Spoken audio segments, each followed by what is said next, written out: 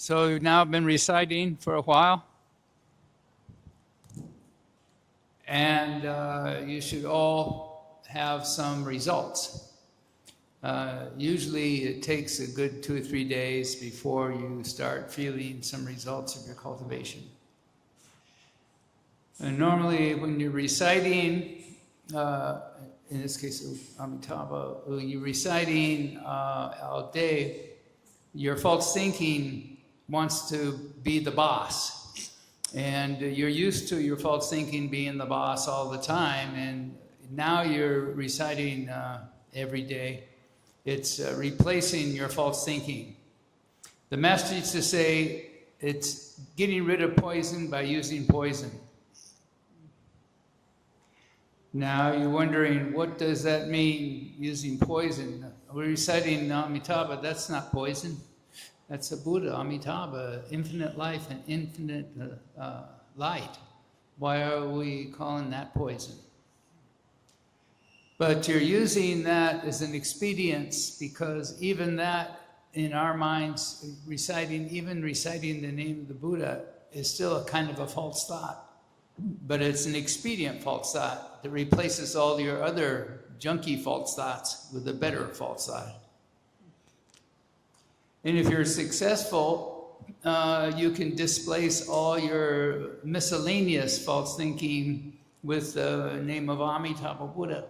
And then that alone should be the only thing in your mind. And then you're making some real progress.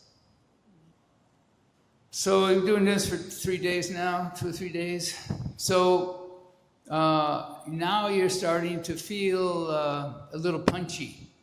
Well, what do you mean by that? Well, it means that your false thinking keeps trying to be the boss, but you keep reciting Namo Amitabha, and the Amitabha is taking over the boss, is the boss. So you want that one thing in your mind and not the other junk.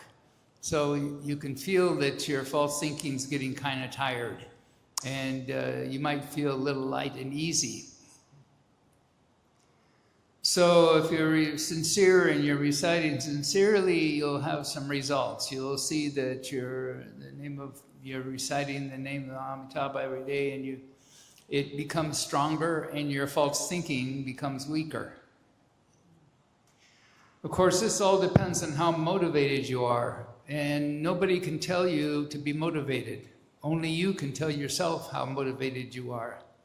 And the strength of that motivation is your real push to become a Buddha.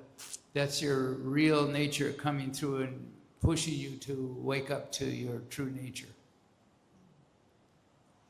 So, although we're all together in the Buddha Hall, reciting together, this is actually a individual fight.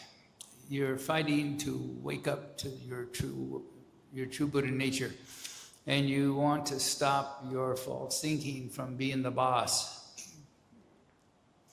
So each individual has their own strength in this matter. Some people really are intense and really want to accomplish this. Other people maybe a little bit, maybe a lot.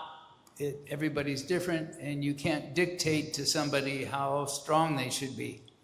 Everybody has their own karmic position in this matter. So it's really a struggle within. Even though we're in an assembly together, we help each other by reciting together. The struggle is really with your false self. And each of us has our own weaknesses, and each of us have our own strengths. So some of us are more successful in one area, while other people are more successful in another area. 所以我们过几天就要开始打一个念佛期了。这个念佛期呀，是难遭难遇的。我们信佛的人应该参加这个念佛期来科期取证，在这佛期的期间，一定会者得到念佛三昧，或者见光，或者见花，就能消除你的业障。